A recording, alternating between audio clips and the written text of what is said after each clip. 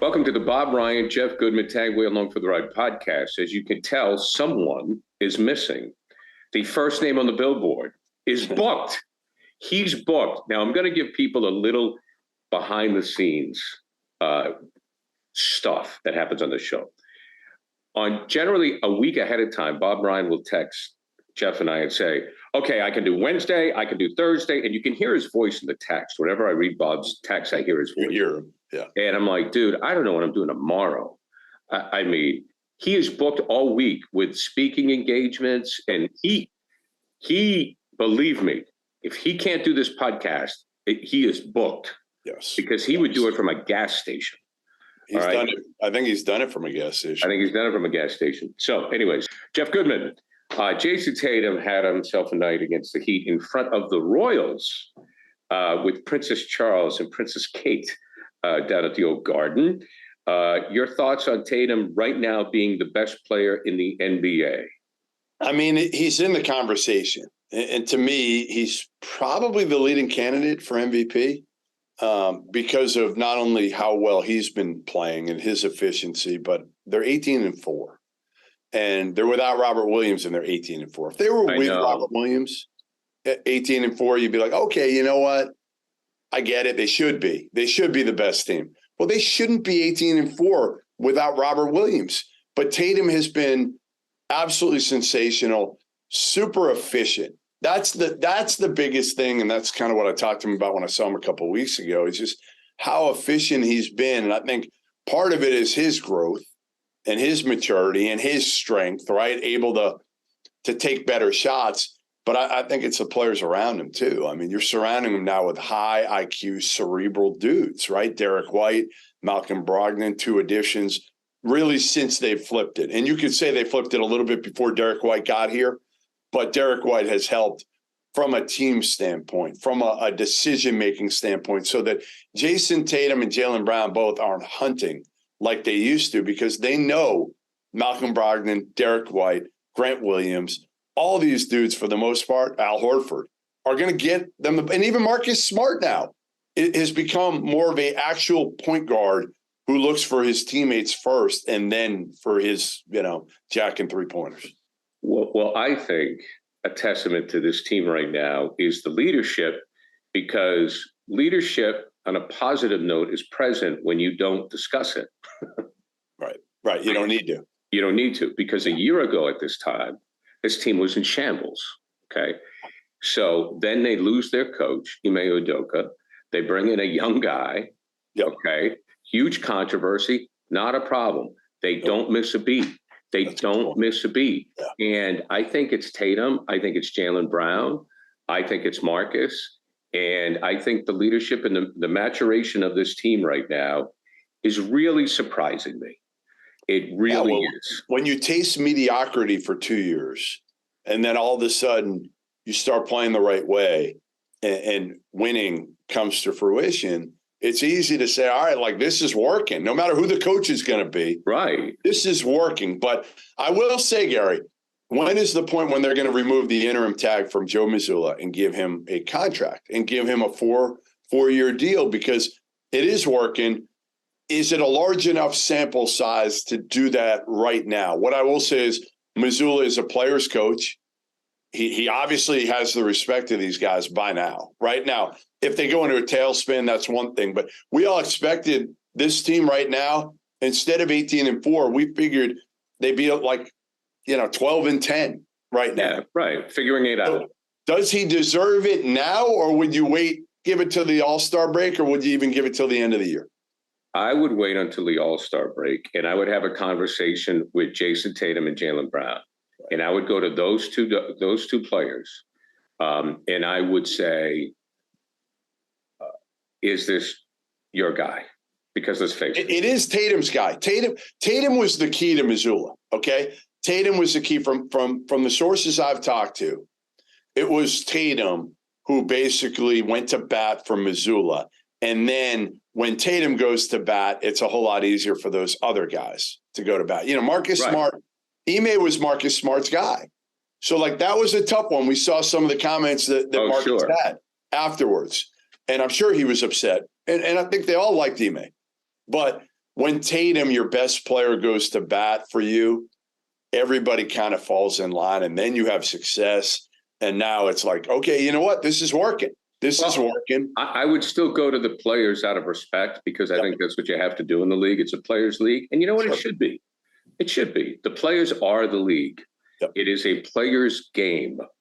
And I think the players should be taken into consideration. And you should ask them. I don't know if that's the case in all sports, but I think for the game of basketball, absolutely. And I would go to both Tatum, and we know what Tatum's going to say. And I would just include Jalen. I would even include Marcus, if it's needed, and say, we're ready to give this guy a 4-year deal. Are you in? Yeah. And then see what they say. Because if there's a problem, you should know about it. Sure. Absolutely. I just, I'm wondering in my head, is the All-Star break long enough? Or, it's not like Mazzulla's got any leverage at the end of the day. You could wait till the end of the year. You could absolutely wait. You could wait till the playoffs. Right. You could wait till the end of the year and see, what do we do in the playoffs? Because if you lose in the first round of the playoffs, Mazzulla's going to get some of the hit. Yeah. And then if Tatum struggles again, he would get a lot of the hit, obviously. But I think you're right. I'm going to take that back. I think you have to wait the full year because of the postseason. And there's no reason to rush. And again, it's not like Joe Mazzulla is going to take any other job. He looks at this. This was a dream opportunity for him that they gave from the second row. He's from around here. There's no job that's better for Joe Mazzulla on this planet than the Boston Celtics head coach. So to me, whatever they offer him, even if it's disrespectful from a financial standpoint in regards to maybe some of the other coaches around the league, I just don't see Joe Mazzulla walking away from it. Hey, did the Celtics get off the hook when Ime went to the Nets, or because it didn't become official, they're still paying him? I don't know. I don't know at that point. I don't know because you're right. Like, obviously, I think they would have liked him to go to the Nets because then it would be done. Wouldn't have to worry about any offset, anything. He's getting paid big money. And now you're right. Maybe they still are paying him through the end. We don't know that. We don't know the answer. If I'm Wick, I'm sitting there and I'm going, the Nets. What are you doing to me? Well, because you weren't scared really of him going to the Nets in a way. Like you were, but you weren't. But from a financial perspective, you just wanted somebody to give him a deal. Right. Give him a deal, All right, moving on. Well, let's move to Durant and the Nets. He for 4 straight games, he's averaging close to 38 points a game. And while Durant doesn't make friends easily, you've had a good relationship because you've known him since his high school days. I do feel bad for Kevin Durant, the basketball player, because he balls. If he's healthy, he goes out and plays, and he's playing right now. Is he the forgotten MVP of this league? Yeah, I mean, if they were winning more, you'd say yes. And they've won a couple here in a row, albeit against kind of, dismal teams for the most part, Orlando and Washington being the last few. But yeah, I mean, he comes out every night and produces, and he is misunderstood. And that's the hardest part. Even when Bob went in on Kevin, I probably should have pushed back a little harder on Bob for that. Because I think Kevin at his core is still a really, really good person. I think he's kind of scared. Well, I think he's very defensive. He lost himself, I think, for a little bit. And again, I've said this to everybody. And Kevin, I even said it to Kevin. When he went to Golden State, I think everything changed. He was the golden boy of the NBA before he went to Golden State, right? Remember, he went up there on that MVP speech, talked about his mom. It was emotional. It was completely transparent. It was awesome. And then he goes to Golden State. And this kid, who had never had a bad word said about him, got crucified by half the country. Everybody's killing him. How do you go to the team that beat you? Well, he went to the team that beat him because he wanted to win at the highest level. I know. He actually sacrificed, in a way, what he thought was going to be his own numbers for the betterment of winning.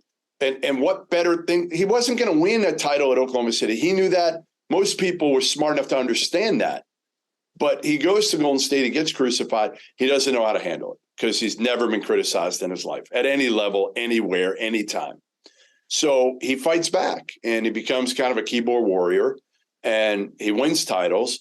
And then he makes his worst decision. His best decision was going to Golden State, leaving Oklahoma City. And he makes his worst decision, which is to team with Kyrie Irving. And now he doesn't know how to handle that, right? He asks for the trade. He demands the trade. Everybody kills him. That's what Bob was most upset about, I think, was demanding a trade. But I think it was hard for Kevin at that point because you can't come out and kill Kyrie publicly and say, I made a mistake. Right. So you demand a trade. It gets out there. You knew it was probably going to get out there. You can't defend yourself and say, hey, listen, I screwed up. I screwed up here. But that's what he was in essence saying when he demanded a trade. I screwed up. I teamed myself with Kyrie. Totally. Now I want out. So listen, I still have an affinity for Kevin Durant. I know he's grown up. He's changed like we all do. Some for the better, because I'll tell you what, the first time I ever talked to Kevin Durant, and even when he was in college at Texas, he didn't say more than 5 words. He was super quiet. Now he's got confidence. And the other thing that people don't talk enough about, Kevin Durant is a baller. Like you started, he wants to play ball. He doesn't go out and party. He's not in the headlines, in the tabloids. None of that shit. He just wants to play ball, play video games, and tweet at people, which, to be honest, is kind of refreshing. The dude is tweeting at people with like 100 followers, some negative, some positive, but he's out there. He's out there because, again, I don't know. I hope he can flip it. I hope Kevin Durant can. The great thing is he's been healthy, knock on wood, and man, he's been really good. And if you could bring Kyrie and Ben along for the ride and they could stay healthy in body and mind. Yeah. Things change. That's why I will now. It doesn't make sense. The way the Celtics are going, the way the chemistry is with Jaylen Brown and with Jayson Tatum, you keep this team intact. Sure. However, if a deal had been made and Kevin Durant is healthy and on the Celtics, it's over. It's over. I mean, now, how long would that last? Right. Maybe a couple of years. Now, with Jaylen Brown, I think Jaylen Brown and Jayson Tatum can win it this year. If Durant is here with Tatum, they definitely win it this year. Yeah, I agree. But then, with Tatum and Brown together for the foreseeable future, who knows? That's the key. That's the key everybody was talking about. Well, if you get KD, he's 34. How many good years do you get? He's been hurt a lot. I get all that. But if Jaylen Brown leaves in a year and a half, then you may look at it a little bit differently. That's right. I hope. How bad does Jaylen want to be the alpha dog? Do you think Jaylen will leave? Do you think it's out of the question? They can give him more money. I think as long as Jaylen gets his props, he's okay. And if Jaylen's smart, he understands, hey, listen, this is a pretty good gig because I don't get double teamed. If I go somewhere and I'm the guy, I'm going to get doubled all the time. And I'm not going to be nearly as effective and efficient as I've been. And I also believe for his social initiatives, if you're on a winning team, you have a bigger audience. Right. Look at Bradley Beal. Look at Bradley Beal in Washington. Does anybody care? No. Nobody cares what Bradley Beal does. But Jaylen Brown is in the finals, and I admire him for his social causes and for what he wants to do. If you're in the NBA finals, you get on Jimmy Kimmel. You got a platform. If you're playing in like he did, he got on Kimmel. If you go to Washington, you're not getting on Kimmel. No, that's the difference. That is the difference. Is Jaylen Brown's just got a picture here, which is what? Look at the positives of being Robin to Jayson Tatum, Batman. There are plenty of them. Right. Let's move on to the Heat and Cleveland right now. As Cleveland, we know they came out of the gate fast. And Cleveland was in that group of teams like Utah that got off to a fast start. Utah is getting Danny Ainge is having his wish as Utah is falling back in the pack. They're coming back to earth. So, Danny, I think you're going to be okay. Yep.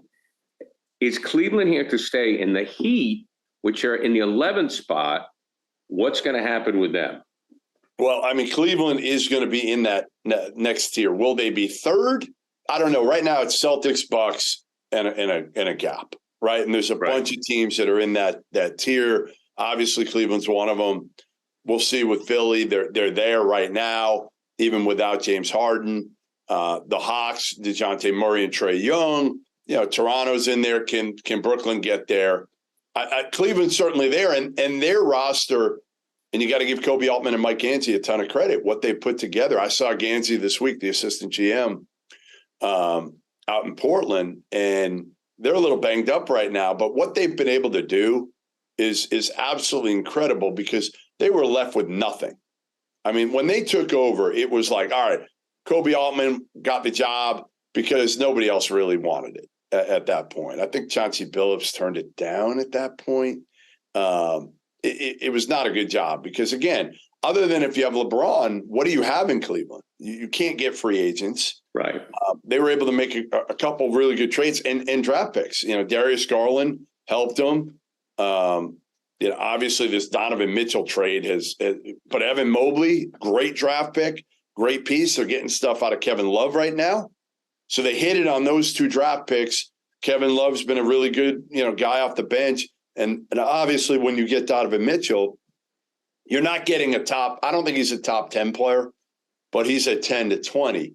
And you've got enough around him that, again, can you win a title? I don't know. Can you beat the Bucks or the Celtics?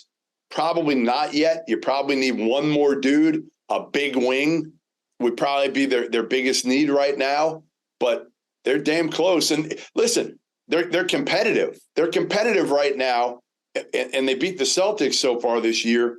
So they're right there. Miami, I don't know. I feel like maybe the window is starting to close a little bit with Miami. I don't know if you feel the same way, but Jimmy Butler's hurt. Tyler Hero's been hurt some this year.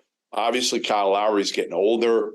I don't know. I just feel like they're their window's starting to shrink. They paid Tyler Hero a shit ton of money too.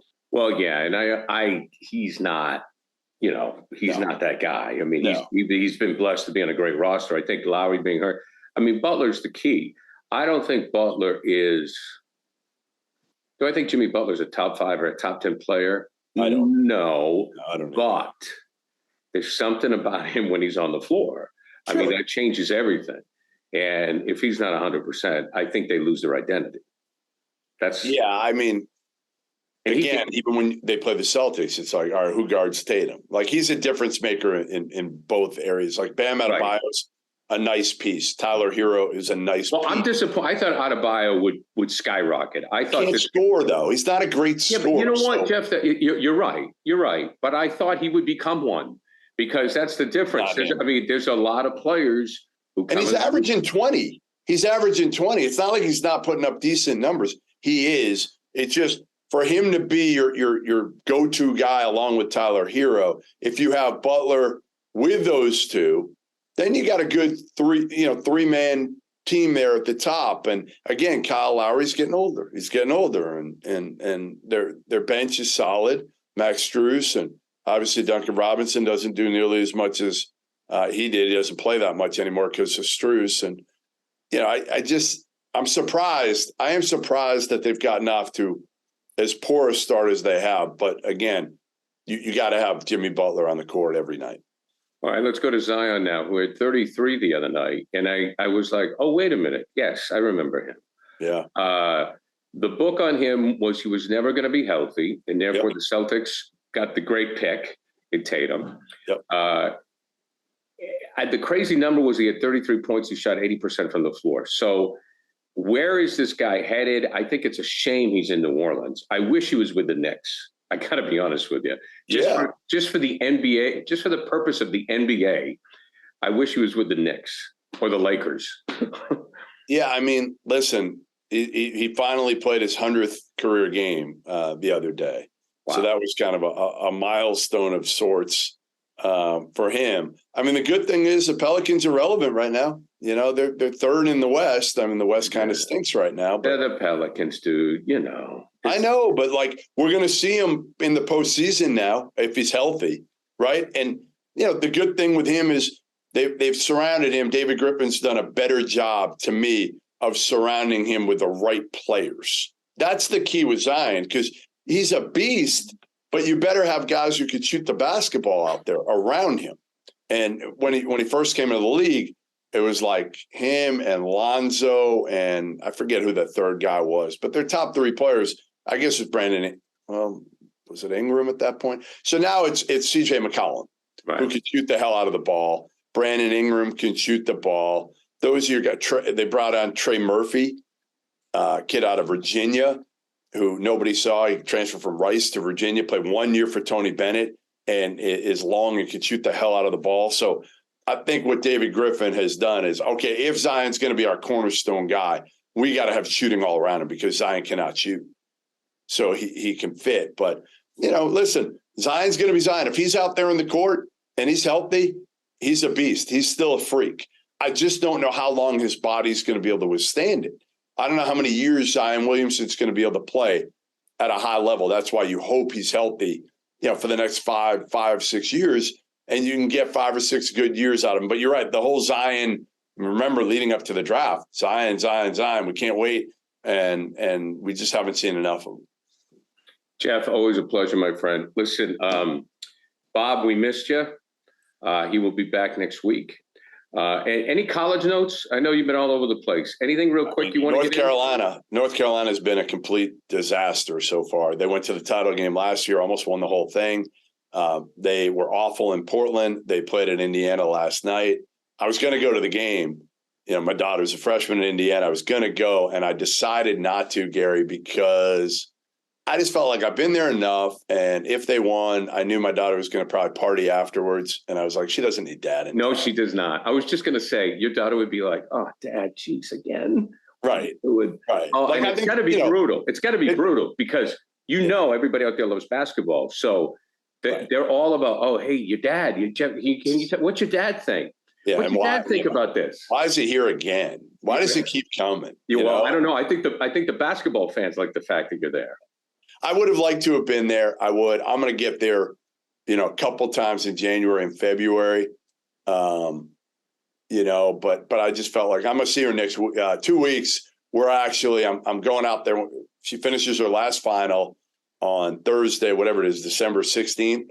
And instead, I'm going to fly out there, pick her up, and we are going to drive that Saturday. They play at Kansas. It's 7.5 hour drive. So the poor girl's got to be in a car with me, probably yelling at her about 2. Sounds like the old man misses his little girl. Oh, man. Yeah. Jeffrey, thanks. I will say this about my daughter, who's a ballet dancer. Yeah. When she was in high school and I was doing the Celtics, they would say, hey, what's your dad think about the Celtics? And she would literally start to foam at the mouth. No, what are you asking? No. Right. Why are you asking me? Right. I mean, they hate it. My daughter's got her big sideline.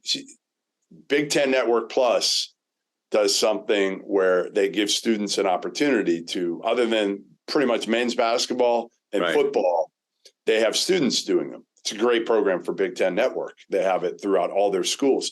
So she is doing sidelines Sunday for the number 6 ranked Indiana women's basketball team against Illinois. So 2:00, big game.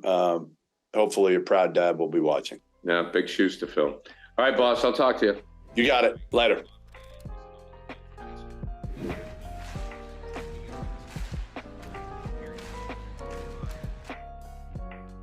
This episode of the Bob Ryan and Jeff Goodman podcast is brought to you by Athletic Greens. Athletic Greens is going to give you a free 1-year supply of immune-supporting vitamin D and 5 free travel packs with your first purchase.